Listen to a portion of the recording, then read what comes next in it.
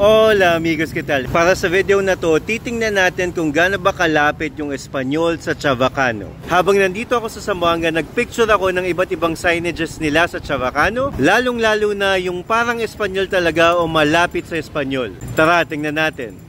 Ayan o, simulan natin sa airport. Bungad na bungad pagdating mo, bienvenidos a Zamboanga, Aeropuerto Internacional de Zamboanga. Tamang-tama yung spelling, saka grammar sa Spanish. Ito, very interesting, isa pa sa mga sign doon, bienvenidos a Zamboanga, tamang-tama. 11 islas, meron kasing tour doon na dadaling ka sa 11 islands. Tapos, Celebración de Colores, correct din in Spanish. Celebration of Colors. And then may tinatawag silang, ayan, sa taas, Zamboanga Hermosa Festival.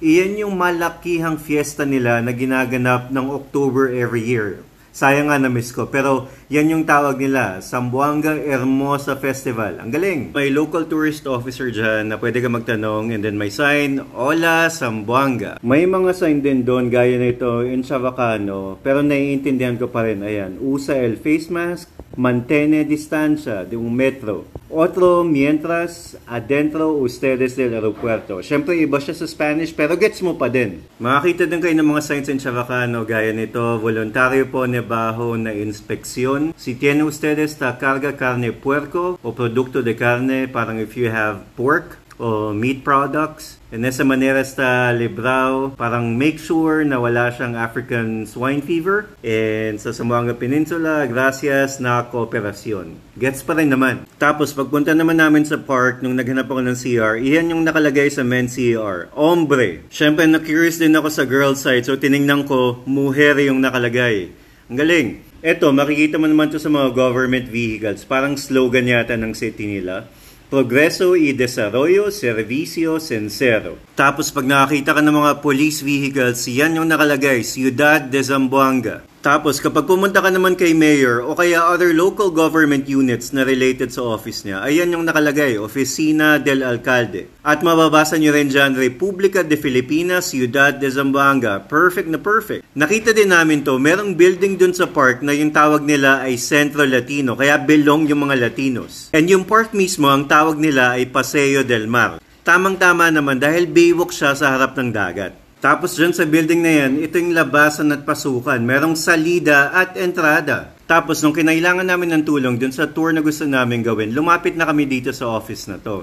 Ito yung local tourism office nila. Tamang-tama, Oficina de Turismo Local, Ciudad de Zamboanga. Habang nag-explore, nakita din namin to. Ito yung mga local health center nila. Ang tawag nila, Oficina de Salud. Tapos meron pang slogan, Nuestro Deseo, un Ciudad sin Enfermedad. Ang wish namin, isang city na walang sakit. Tapos nung gabi na, nagpunta kami sa isang park, yung Pasonangka, kung saan maraming tao, maraming kainan. And napansin ko doon na yung spelling nila ng hardin, letter J na, hardin. Sa isang restaurant, ito naman yung nakita namin, Bienvenido a nuestras habitaciones confortable. Feeling ko meron din kasi silang B&B dun sa resto. Tapos sa likod, may nakalagay din, Lugar de Lavado de Manos. Sa CR ng lalaki, yan yung nakalagay, Bienvenido a la habitación confortable para hombres. Sa babae naman, ganun din yung equivalent, Bienvenido a la habitación confortable para mujeres. Tapos may sign din sila sa resto, ayan, sabi, Bienvenidos Comedor de Memorias. Parang ibig sabihin, kainan of memories.